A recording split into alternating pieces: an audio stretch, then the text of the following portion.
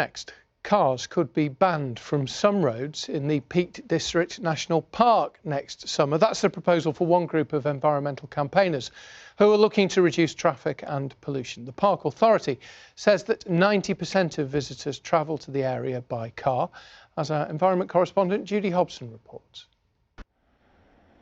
Even on a cold Wednesday morning, the Peak District is popular with visitors. Hope Valley is one of the busiest areas. 3 to 5 million people come here every year, and 90% arrive by car. And people love to come to the Peak Park, and why not? It's fantastic, but that does mean that we get a lot of kind of car-borne visitors. Busy today and we're in November. One idea could be closing some smaller roads on busy Sunday afternoons to improve the environment for cyclists and walkers.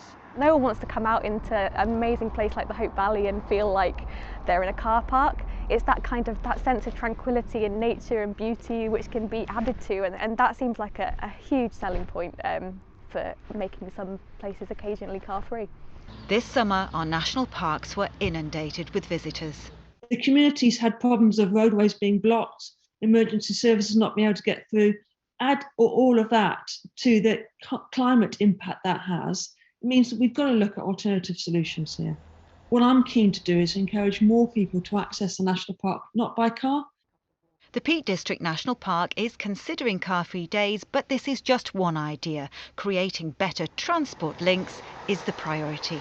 The concept here is that Hope Station would become a transport hub where the rail service and the bus services join up, so that for example, you come here by train, but a shuttle bus would take you to Castleton to visit the caverns, or up Edales if you wanted to walk on the hills.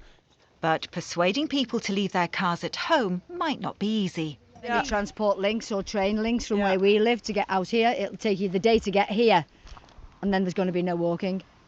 So it would be a good idea, but they need to have some parking out of the village, wouldn't they, to do that?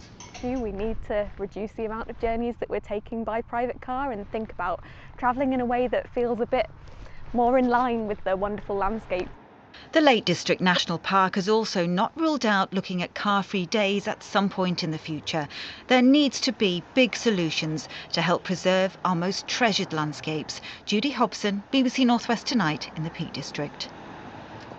What do you think? nwt@bbc.co.uk. Tell us if you think it's a good idea to maybe limit the number of cars, or perhaps have days when they don't go to the peaks, maybe even to the lakes as well. Certainly one that people might have a view on. nwt@bbc.co.uk, and if we can, we'll get to some. Put your name by the ones for you to read. Oh, you're so kind, so organised. So many people have emailed about this. I'm sorry we can't read them all out. Here we go. Kim Doherty says, how about setting up a car share app?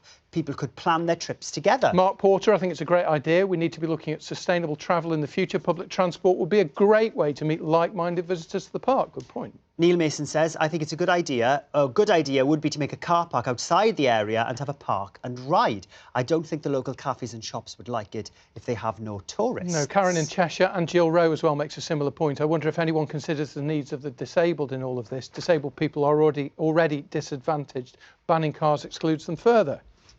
Mike McNulty says, given that in most tourist attractions we have to book a time slot, could we not look at the same for the Lake and the Peak District?